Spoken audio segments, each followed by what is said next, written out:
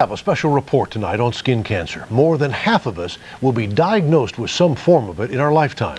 You're about to see the disease through the eyes of reporter Michelle Charlesworth, one of our own. Now, some of these pictures are graphic, but the information could save your life. For being with us, I'm Michelle Charlesworth. Really, the secret lies. And this was my first close-up look at skin cancer. This little thing right there is actually, I thought it was a pore or something, but it turns out it was it's cancer. That was back in February. The problem was my doctors wouldn't know how much cancer was in there until the skin was removed and tested. So this was not only a medical problem, it was also cosmetic. Where did it come from? Well, one explanation was every summer as a kid, I was in the sun. This was at the prom, and this was just last summer before I had any idea I had a problem. I always thought the biggest risk was premature aging. I never thought the sun would lead to surgery, much less 27 stitches. I would have let this go forever. I would have ignored Mom and just said, when do I have time to go see a dermatologist? I only ended up in a doctor's office as a reporter, not as a patient. We were shooting a story with Dr. Bruce Katz on something else when a photographer with me asked about his face. He got his magnifying glass out and said, I wanted to ask you about that. And thank God. A biopsy came back 2 days later, basal cell carcinoma. 2 weeks and 2 professional opinions later, it was time. I woke up this morning, I did not know what I was doing. Are you worried about what you're going to look like afterwards? Terrified. Yeah.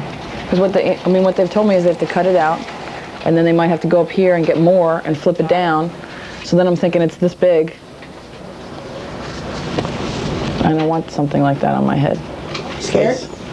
Mm-hmm. We're going to go around that area with a margin of normal skin and check it under the microscope. So you're going to take the first cut as like a big circle? Yeah, we're going to go make a circle, go around it, check that under the microscope. Okay. If it's clear, that's the end of your day. Now, as it turned out, it wasn't, and it would be 2 more hours before all the skin cancer was out. And keep this in mind, the whole time I was awake with only a local anesthetic in my cheek. Dr. Davis uses Mohs surgery, which errs on the side of caution. The smallest possible affected area is cut, dyed, and then frozen for 45 minutes. Then doctors examine where the cancer cells have spread under a microscope. If they have to go back in, clear areas are left alone, and affected areas mean more cutting. This was the first and biggest cut. This was my cancer. I know I look awful, so I'm like freaked out. With Mom hiding in the hallway, by now I was only halfway through what would end up being 8 hours in surgery.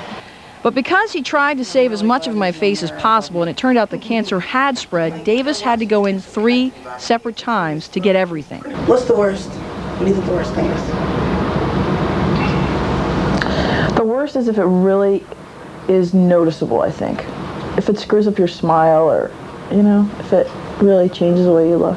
When every margin around the cancer was finally clear, plastic surgeon Dr. Michael Bruck, who'd been watching every single cut, stepped in. What I'm hoping we'll be able to do is, since this lies in the fold, is to, in a sense, almost do what you would do in a facelift, but in reverse. Instead of moving the tissues that way, move the tissues this way, and then try and have a final scar that lies in the fold. The hole in my face was nowhere near my laugh line, so moving it was tough. But look at how it turned out. Dr. Bruck worked for another 3 hours through 3 levels of tissue and 27 stitches to do what I had thought would be impossible. A week after surgery, this is what I looked like when it was time to remove those stitches. Over time, the doctors promised the swelling and the scarring would eventually go away. They were right. Within 3 weeks, I was back on the air.